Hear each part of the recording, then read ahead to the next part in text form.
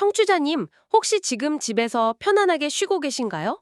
아니면 혹시라도 윗집에서 들려오는 쿵쿵거리는 발망치 소리나 아랫집의 항의 방문 때문에 가슴이 철렁한 적 있으신가요? 아, 아마 많은 분들이 뜨끔하셨을 것 같네요. 그 소리 진짜 한번 신경 쓰이기 시작하면 미치거든요. 맞아요. 법으로 아파트 바닥 콘크리트 두께를 예전보다 훨씬 더 두껍게 만들도록 강제했잖아요. 층간소음 법적 기준도 도서관이나 조용한 침실 수준으로 아주 엄격하게 맞춰놨고요. 네, 제도는 확실히 촘촘해졌죠. 근데 참 이상한 일입니다. 제도는 이렇게 촘촘해졌는데 정작 층간소음으로 인한 민원은 무려 5배나 폭증했단 말이죠. 심지어 이웃 간의 칼부림이나 방화 같은 정말 끔찍한 뉴스도 심심치 않게 들려옵니다. 콘크리트는 두꺼워졌는데 정작 우리의 인내심은 너무나도 얇아져 버린 아주 뼈아픈 역설이죠. 바로 그겁니다. 우리가 안식처라고 믿었던 집이 사실은 언제 터질지 모르는 물리적 그리고 심리적 지뢰밭이 되어버렸다는 뜻인데요. 네, 맞습니다. 그래서 오늘 저희가 심층 탐구할 주제가 바로 이 보이지 않는 적, 층간소음입니다. 오늘 이 탐구를 위해서 환경부와 국회 입법조사처의 통계자료, 우수사례집, 그리고 아주 흥미로운 문건 하나를 가져왔는데요. 네, 한국건설감정사에서 주관하는 층간소음 분쟁 조정 전문가 12주 과정 커리큘럼이죠. 네, 청취자님 오늘 저희의 미션은 단순히 이웃끼리 서로 배려합시다, 층간소음 조심합시다 이런 뻔한 캠페인을 하려는 게 절대 아닙니다. 그렇죠. 그런 단계는 이미 지났습니다. 이 복잡한 사회적 갈등이 어떻게 완전히 새로운 형태의 전문 직업을 탄생시켰고 또 이분들이 대체 어떤 무기를 들고 현장에 뛰어드는지 아주 제대로 파헤쳐 볼 겁니다. 정말 기대되는 미션입니다. 사실 그 통계를 조금만 들여다보면요. 층간소음은 더 이상 개인의 예민함 탓으로 돌릴 수 있는 그런 가벼운 문제가 아니거든요. 아, 통계가 어떤가요? 우리나라 국민의 75.6%가 아파트 같은 공동주택에 거주하고 있습니다. 와, 75%가 넘는다고요? 네, 10명 중에 7, 8명은 천장이나 바닥, 벽을 누군가와 맞대고 공유하고 있다는 뜻이죠. 이건 구조적인 문제이기도 하고요. 심각한 사회적 재난의 초기 단계라고 봐야 합니다. 사회적 재난이요? 듣기만 해도 약간 숨이 턱 막히는데요. 75.6%라는 숫자를 생각해보면 청취자님, 이건 마치 거대한 통기타통 안에 수백 명의 사람들이 얇은 칸막이만 치고 모여 사는 거랑 비슷한 거잖아요. 아, 정말 정확한 비유네요. 거대한 기타통. 누군가 밖에서 기타 나무판을 툭툭 두드리면 그 진동이 통 전체로 웅 울려 퍼지는 것처럼요. 맞습니다. 그리고 그 기타통 안에서 울리는 소리도 종류가 크게 두 가지로 나뉘는데요. 의자 끄는 소리나 마늘 찌는 소리 같은 경량 충격음이 있고요. 네, 그건 좀 쨍한 소리죠. 그렇죠. 그리고 아이들이 뛰거나 어른들이 발뒤꿈치로 쿵쿵 걷는 흔히 말하는 발망치 소리 같은 중량 충격음이 있습니다. 발망치요. 진짜 스트레스의 주범이잖아요. 네, 경량 충격음은 불쾌하긴 해도 잔향이 금방 사라지거든요. 근데 진짜 사람을 미치게 만드는 건 바로 이 중량 충격음입니다. 통계상으로도 층간소음 원인의 73.4%가 아이들 뛰는 소리나 발걸음 소리예요. 73%면 압도적이네요. 아, 근데 문득 궁금한 게 있습니다. 솔직히 데시벨, 그러니까 소리의 크기 그 자체만 놓고 보면요. 창밖으로 지나가는 오토바이 소리나 앰뷸런스 사이렌 소리가 훨씬 크지 않나요? 그렇죠. 수치상으로는 훨씬 크죠. 근데 왜 유독 윗집에 그 쿵쿵거리는 발망치 소리에만 사람들이 극단적인 분노를 느끼고 심지어 범죄까지 저지르게 되는 걸까요? 그게 바로 층간소음의 본질을 관통하는 아주 중요한 질문입니다. 층간소음은 단순한 청각적 자극이 아니거든요. 우리 몸에 생물학적 위협으로 적용합니다. 생물학적 위협이요? 소리가요? 네, 중량 충격음의 그 낮고 묵직한 저주파 진동은 공기만 타고 오는 게 아니라 건물의 뼈대, 즉 골조를 타고 우리 몸의 뼈로 직접 전달됩니다. 아, 뼈로 직접 온다고요? 맞아요. 우리 뇌는 진화론적으로 이런 낮고 묵직한 진동을 포식자의 발소리나 지진 같은 생존의 위협으로 인식하도록 세팅되어 있거든요. 와, 그러니까 단순히 귀가 시끄러워서 짜증이 나는 게 아니라 뇌가 계속 위험해, 도망쳐 이렇게 경고 신호를 보내는 거군요. 정확합니다. 게다가 거기에 예측 불가능성이라는 최악의 조건이 더해집니다. 창밖의 자동차 소리는 한번 지나가면 멀어질 거라는 예측이 되잖아요. 그렇죠. 금방 끝날 걸 아니까 참을 수 있죠. 근데 윗집의 쿵쿵거림은 언제 시작될지 또 언제 끝날지 전혀 통제할 수가 없습니다. 이 통제 불능 상태가 지속되면 우리 몸은 생리적으로 교감신경계를 과도하게 자극하게 돼요. 스트레스 호르몬이 막 나오겠네요. 네, 코르티솔 같은 호르몬이 과다 분비되고 혈압이 상승하고 호흡이 가빠집니다. 결국 이웃의 발소리가 내 신경계를 강제로 해킹해서 사람을 극도의 공격 상태로 몰아넣는 셈이죠. 내 의지와는 아무 상관없이 내가 가장 안전해야 할 집이라는 공간이 침범당하고 신경계가 해킹당한다니. 왜 그렇게 이웃 간에 칼부림까지 나는지 그 생리적 메커니즘이 단번에 이해가 가네요. 그렇죠. 정말 무서운 겁니다. 그렇다면 국가도 이 상황을 마냥 방관하지만은 않았을 텐데요. 아까 말씀드린 것처럼 제도가 아예 없는 건 아니잖아요. 네, 여러 규정이 있긴 하죠. 콘크리트 슬래브 두께를 210mm 이상으로 하라는 건설 기준도 있고요. 주간 1분 평균 40데시벨, 야간은 35데시벨 이하라는 아주 구체적인 소음 규제 기준도 분명히 존재한단 말이죠. 환경분쟁조정위원회 같은 기관도 있고요. 근데 왜 민원은 5배나 폭증한 겁니까? 법이 현실을 전혀 못 따라가고 있는 건가요? 아주 예리한 지적이십니다. 법과 현실 사이에 거대한 구멍이 존재하기 때문인데요. 우선 물리적인 한계부터 말씀드리면 그 210mm 두께 기준이 생기기 전에 지어진 수많은 노후 아파트들은 이 법의 보호를 전혀 받지 못합니다. 옛날 아파트들은 소급 적용이 안 되니까요. 네. 게다가 최근에 지어진 아파트조차도 시공 단계에서 완벽하게 소음을 차단했는지 검증하기 어렵다는 구조적인 결함이 있죠. 근데 이거보다 훨씬 더 심각한 문제가 있습니다. 뭔데요? 바로 방금 말씀하신 그 데시벨이라는 숫자, 그 자체가 가진 맹점입니다. 데시벨의 맹점이요? 데시벨은 소리를 객관적으로 딱 떨어지게 측정하는 과학적인 단위인데 맹점이 있을 수 있나요? 데시벨은 단순히 소리의 물리적 압력을 측정할 뿐이지 그 소리를 듣는 사람의 고통의 무게를 측정하지는 못하거든요. 고통의 무게를 재지 못한다? 네, 법적 기준인 주간 40데시벨을 예로 들어볼게요. 윗집 사람은 이렇게 말합니다. 아니 내 발소리가 기계로 재보니까 40데시벨도 안 넘는데 아랫집이 너무 유난 떠는 거 아니냐? 이건 사소한 생활소음이다. 라고요. 가해자 입장에서는 그렇게 생각할 수 있겠네요. 하지만 아랫집 사람은 상황이 다릅니다. 이미 수개월 동안 신경계가 완전히 망가진 상태이기 때문에 법적 기준치 이하인 30데시벨의 작은 소리만 나도 심장박동이 치솟는 극심한 고통을 느낍니다. 와, 그러니까 가해자와 피해자 사이에 참을 수 있는 한도, 즉 수인 한도의 기준치가 완전히 다르다는 거군요. 정확합니다. 이렇게 엄청난 심리적 인식의 괴리가 존재하는데 분쟁조정위원회 직원이 현장에 와서 자, 기계로 재보니까 38데시벨이네요. 법적 기준치 안 넘었으니 합법입니다. 그냥 참고 사세요. 이렇게 해버리면 아랫집 사람은 어떻게 될까요? 완전히 돌아버리겠죠. 아니, 그건 마치 집에 불이 나서 뜨거워 죽겠는데 소방관이 와서는 온도계 딱 들이밀면서 아직 100도 안 넘었네요. 규정상 불이 난 게 아닙니다. 이렇게 말하는 격이잖아요. 비유가 아주 찰떡이네요. 맞습니다. 단순히 데시벨 기준 넘었네 안 넘었네 따지는 건 이 감정적인 갈등을 전혀 해결해주지 못합니다. 기존의 기계적인 측정 방식이나 그 엘리베이터에 서로 조심합시다 이런 경고문 붙이는 것만으로는 이 깊은 원한을 도저히 풀 수 없겠어요. 절망감이 현장에 팽배할 수밖에 없네요. 그래서 완전히 새로운 접근법이 필요해졌고요. 그 결과 탄생한 것이 바로 오늘 우리가 중점적으로 살펴볼 층간소음 분쟁조정 전문가 과정입니다. 네, 한국건설감정사회가 주관한다는 그 12주 과정 커리큘럼 말이죠. 사실 청취자님, 제가 처음 이 자격증 이름을 들었을 때는 속으로 좀 웃었습니다. 아니 무슨 아파트 평화유지군도 아니고 12주 교육받았다고 해서 이미 칼부림 직전까지 간 사람들을 화해시킬 수 있을까? 약간 홍보용 브로슈어 같은 느낌이 들었거든요. 충분히 그렇게 생각하실 수 있습니다. 저도 처음엔 반신반의했으니까요. 하지만 이 전문가들의 접근 방식은 생각보다 훨씬 치밀하고 과학적입니다. 그 우수 사례 집에 아주 흥미로운 중재 사례가 하나 나오는데요. 오, 어떤 사례죠? 주간 교대 근무를 해서 낮에 반드시 자야만 하는 윗집 거주자가 있었어요. 근데 아랫집에는 하필이면 낮에 트럼펫과 피아노를 연주하는 음악 전공자가 살았습니다. 와, 세상에. 이건 뭐 거의 재난영화 오프닝 수준인데요. 윗집은 무조건 자야 하는데 아랫집에선 트럼펫 빰빰 불고 아랫집도 자기 집에서 연습을 해야 하니까 양보가 쉽지 않았겠네요. 네, 아랫집도 미안하니까 나름대로 방음 부스를 설치하긴 했어요. 하지만 트럼펫의 저주파 진동까지 막기엔 역부족이었죠. 윗집은 수건박탈로 거의 폭발 직전이었고 양측은 험악한 욕설을 주고받는 완전 원수가 되었습니다. 와, 진짜 끔찍하네요. 바로 이때 층간소음 분쟁조정 전문가와 중재위원회가 투입됩니다.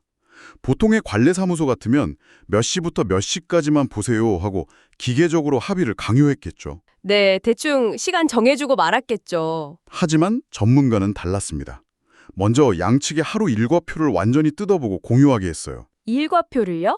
아, 서로 언제 집에 있고 언제 자는지 생활 패턴을 파악한 거군요. 맞습니다. 그리고 구조적인 대안을 제시하죠. 트럼펫은 아무리 방음해도 아파트 구조상 안 되니까 아파트 단지 내에 비어있는 경로당 공간을 활용하기로 합니다. 특정 시간에 거기서 연습할 수 있도록 입주자 대표회의를 설득해서 아예 공간을 마련해줬어요. 와, 발상의 전환이네요. 피아노는요? 피아노는 윗집이 교대 근무를 나가는, 즉 집이 비어있는 시간에만 치도록 일정을 아주 세밀하게 조율했죠. 아예 안 부딪히게 만들었군요. 네, 결과가 어땠을까요?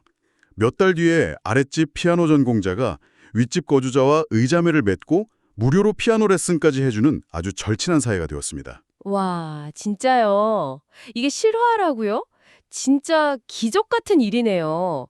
그러니까 이 전문가들은 단순히 소음 특정기 들고 와서 당신 유죄 이렇게 판결 내리는 판사가 아니네요. 아닙니다. 사람들의 엉킨 동선을 풀어주고 공간을 재배치하는 일종의 라이프 스타일 설계자 역할을 한 거네요. 아주 정확한 통찰입니다. 층간소음 갈등은 처음엔 소리의 문제로 시작되지만 결국은 소통 부재와 공간의 문제로 악화되거든요. 그렇기 때문에 이 전문가들을 양성하는 12주 커리큘럼은 단순히 책상에 앉아 이론을 배우는 게 아닙니다. 그럼요. 마치 폭발물 해체반의 훈련처럼 아주 실전적인 무기들을 수강생들에게 쥐어줍니다. 그 폭발물을 해체반의 무기들 제가 문건을 보니까 세 가지 핵심 기동으로 나뉘어 있던데요. 청취자님 잘 들어보세요. 첫 번째가 소음 측정 기술, 두 번째가 법령 실무, 세 번째가 심리 조율입니다. 우리 이거 하나씩 해체해보죠. 좋습니다. 첫 번째, 소음 측정 기술. 아니 근데 아까 전문가님이 데시벨의 맹점을 그렇게 강력하게 지적하셨잖아요. 근데 왜 전문가들이 여전히 측정 장비부터 배우는 거죠? 아주 예리한 질문입니다. 여기서 이분들이 다루는 장비는 우리가 아는 일반적인 데시벨 소음계에 그치지 않습니다. 커리큘럼을 자세히 들여다보면 가속도계 같은 진동 측정 장비 실무가 포함되어 있어요. 가속도계요? 그거 지진 재거나 건축물 구조물 진동 잴 때 쓰는 거 아닌가요? 맞습니다. 데시벨 소음계는 공기를 타고 오는 소리의 압력만 재잖아요.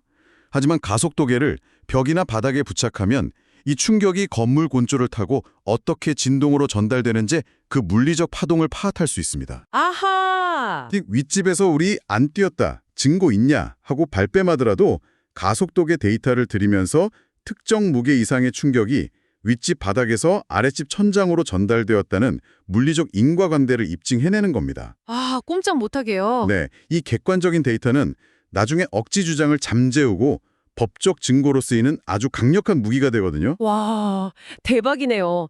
내가 듣기에 시끄럽다, 나 진짜 미치겠다 하는 이 주관적 호소를 건물의 진동 데이터를 통해서 빼도 박도 못하는 물리적 팩트로 전환시켜버리는 거군요. 그렇습니다. 그럼 두 번째 무기인 법령 실무는 어떤가요? 그냥 공동주택관리법 제20조 펴놓고 달달 외워서 윗집에 들이미는 그런 고리타분한 건 아닐 테고요. 당연히 아니죠. 이 법령 실무 교육의 핵심은 협상과 압박의 레버리지를 만드는 데 있습니다. 레버리지요? 네, 예를 들어서 환경분쟁 조정법에 따른 배상 기준액을 정확히 산정하는 법을 배웁니다. 그래서 가해자에게 계속 고집을 부리시면 민사상 이 정도의 금전적 피해를 입을 수 있습니다 하고 수치화해서 보여주는 거죠. 돈 얘기가 나오면 정신이 번쩍 들죠. 게다가 밤마다 고의로 쿵쿵대는 보복소음 있잖아요. 네, 우퍼 스피커 틀고 그런 거요? 맞아요.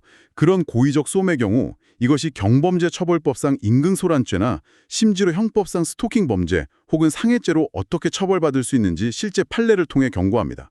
무작정 화를 내는 게 아니라 법의 테두리 안에서 상대방의 퇴로를 차단하는 기술을 배우는 겁니다. 와, 진짜 반은 음향 엔지니어고 반은 변호사네요.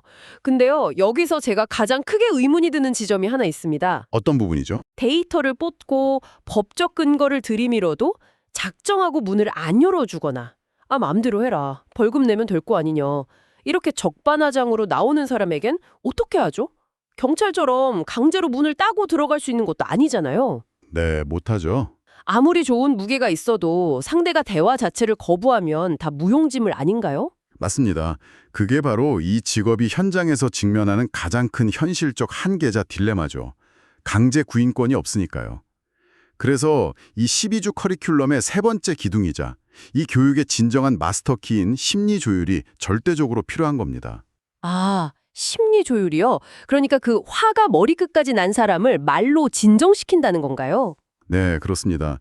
교육 과정에서는 주민들이 겪는 분노의 메커니즘을 뇌과학과 심리학적 관점에서 아주 깊이 이해합니다. 그리고 비폭력 대화법, 줄여서 NBC라고 하는데요. 이걸 아주 강도 높게 훈련하죠. 비폭력 대화법이요? 이름은 참 따뜻하고 좋은데 그게 실전에서 어떻게 쓰인다는 건지 감이 잘 안 와요. 구체적으로 어떻게 말하는 건가요? 보통 사람들은 항의할 때 이렇게 말하죠. 당신 집 애들 뛰는 소리 때문에 시끄러워서 미치겠어. 애들 관리 좀 해. 저 같아도 그렇게 말할 것 같아요. 근데 이런 식의 화법은 상대의 방어 기제를 즉각적으로 발동시킵니다. 당장 우리 안 뛰었거든요 하고 반격이 나오죠. 아, 그렇죠. 싸움 나는 거죠. 반면에 비폭력 대화법을 적용한 중재자는 관찰, 느낌, 욕구, 부탁이라는 4단계를 거칩니다. 예를 들면 이렇습니다. 어젯밤 10시경에 위에서 쿵쿵거리는 소리가 났을 때 이건 관찰이죠. 팩트만 말하는 거네요. 네, 저는 너무 피곤하고 불안했습니다. 이건 내 느낌이고요. 내일 출근을 위해 충분한 수면이 필요하거든요. 이건 나의 욕구입니다. 밤 10시 이후에는 거실에 깔아둔 매트 위에서만 생활해 주실 수 있을까요? 이렇게 구체적인 부탁을 하는 겁니다. 와, 확실히 공적받는다는 느낌이 덜하네요. 내 감정과 상황을 차분하게 설명하니까요. 그렇죠. 하지만 이론과 실전은 언제나 다르잖아요. 당장 현장에 가면 눈앞에서 욕설이 막 날아다니고 삿대질을 하는데 저렇게 교과서처럼 대화가 될까요? 그래서 이 커리큘럼의 백미가 바로 룰플레잉, 즉 역할극입니다. 수강생들은 가해자, 피해자, 관리소장의 역할을 번갈아 맡아보면서 정말 극한의 감정 대립 상황을 시뮬레이션해요. 서로 막 욕하면서 싸우는 연기도 하는 거군요. 네, 실전처럼요. 아파트라는 밀집 공간은 필연적으로 우리 집 대 저 집이라는 적대적 집단 심리를 만들거든요.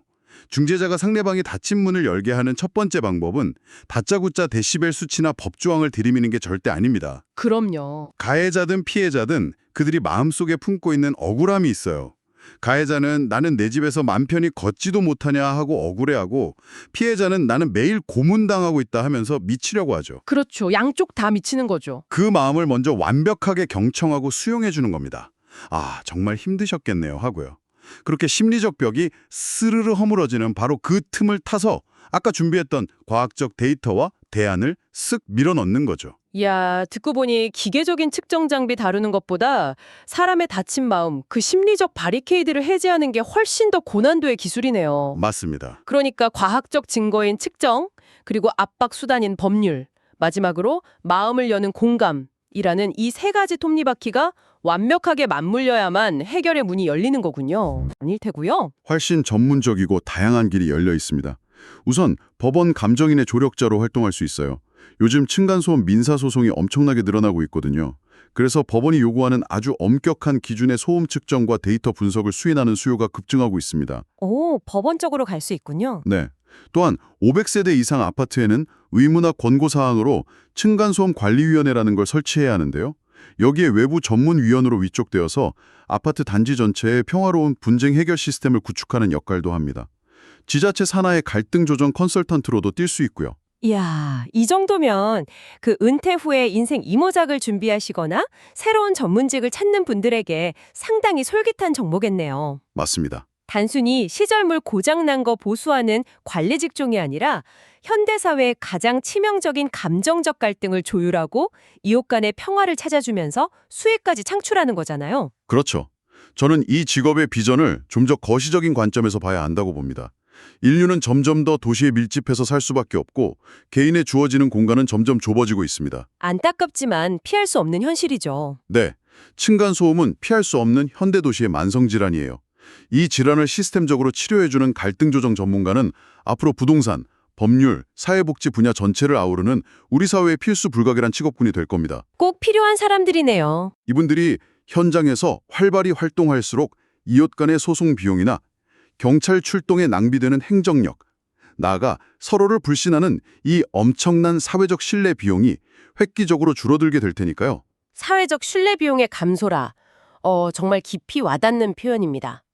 자, 청취자님, 이제 오늘 우리가 함께 파헤쳐본 긴 여정을 한번 갈무리해 볼까요? 네. 오늘 우리는 층간소음이 단순한 짜증을 넘어 생리적, 심리적으로 인간을 파괴하는 재난이며 210mm의 콘크리트 두께나 40데시벨이라는 차가운 숫자만으로는 이 비극을 막을 수 없다는 걸 확실히 알게 되었습니다. 네. 그리고 그 법과 숫자의 텅 빈 한계를 메우기 위해서 진동을 읽어내는 과학기술, 협상의 무기가 되는 법률 실무, 그리고 사람의 다친 마음을 여는 심리학을 융합한 층간소음 분쟁 조정 전문가라는 새로운 직업이 현장에서 어떻게 기적을 만들어내고 있는지도 살펴봤죠. 청취자님, 우리가 흔히 뉴스 보면서 요즘 아파트가 너무 난림으로 지어져서 문제야, 이렇게 쉽게 말하곤 합니다.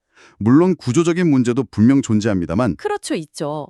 하지만 오늘 이 깊은 탐구를 마치면서 저는 이런 조금 도발적인 생각이 들었습니다. 물리적인 측면에서 소리라는 건 그저 공기와 벽을 타고 전해지는 파동일 뿐이잖아요. 네, 그저 흔들림이죠. 그런데 왜 우리는 천장에서 들리는 작은 발소리에는 이토록 분노하면서도 카페에서 옆 사람이 떠드는 훨씬 더 큰 소리에는 칼을 빼들지 않는 걸까요? 그 카페의 소음은 나의 가장 사적인 안전 기지를 위협하지 않고 무엇보다 우리가 그 낯선 사람들을 적이라고 규정하지 않기 때문이겠죠. 아, 바로 그겁니다. 어쩌면 우리가 겪는 이 끔찍한 층간소음 고통의 진짜 원인은 콘크리트 슬래브가 얇아서가 아닐지도 모릅니다. 네, 이웃과 나 사이에 이미 철저하게 단절되어 버린 그 심리적 공간의 두께가 너무나 얇아졌기 때문은 아닐까요? 층간소음 전문가들이 가속도계를 들고 비폭력 대화법을 쓰며 궁극적으로 재건축하려고 하는 것은 아파트의 물리적인 바닥이 아니라 우리의 마음속에 무너져 내린 공동체의 벽일지도 모르겠습니다. 아주 훌륭한 통찰이네요. 청취자님, 우리가 거대한 통기타통 안에서 다 함께 웅웅대며 살아가야만 하는 운명이라면 이제는 그 소리를 불쾌한 두드림이 아니라 서로의 존재를 인정하는 화음으로 바꿔나가는 방법을 진지하게 고민해야 할 때입니다. 맞습니다. 오늘 밤 여러분의 천장 너머에서 어떤 소리가 들려온다면 그 소리를 그저 데시벨로만 잴 게 아니라 그 너머에 있는 누군가의 삶을 조금 더 두꺼운 심리적 공간으로 상상해 보시는 건 어떨까요? 지금까지 오늘의 심층 탐구 여기서 마치겠습니다. 감사합니다.